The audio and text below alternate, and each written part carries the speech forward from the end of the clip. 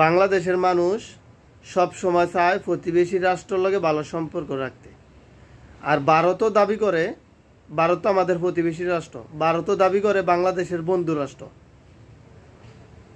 1971 সালে নাকি ভারতে অনেক বড় ভূমিকা পালন করছে বাংলাদেশ পাকিস্তানের যুদ্ধের সময়।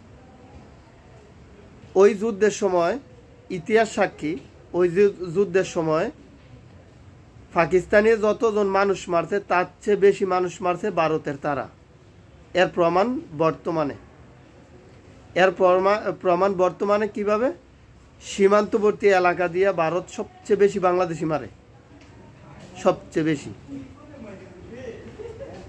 পৃথিবীর কোনো দেশের সীমান্তবর্তী এলাকায় পার্শ্ববর্তী দেশের মানুষ মারে না, শুধু ভারতেই এদিকারে মানুষ মারে, ভারতে এই কাজটি করে।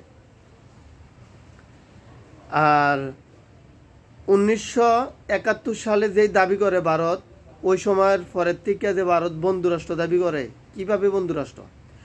ভারত বাংলাদেশের ফ্রিতে কি দিছে যে বন্ধুরাষ্ট্র? এক বন্ধু তার এক বন্ধুর ফ্রিতে অনেক কিছু দেয়।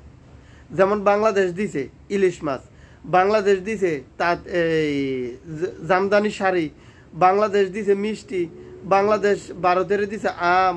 হ্যাঁ, ভারতে কি দিছে? তারা তো নির্লজ্জ বেহায়া ভারতের মানুষ। তারা বাংলাদেশের কয় যে মুত্যা দিলে ভাইয়া দেবো গা, তোমার মুতের জায়গাটা কি এত বড়? দেখার খুব ইচ্ছা ছিল। যে মহিলায় কইছে যে মুত্যা দিলে বাংলাদেশ ভাইয়া দেবো গা, হ্যার মুতনের জায়গাটা দেখার খুব ইচ্ছা ছিল। ঠিক আছে।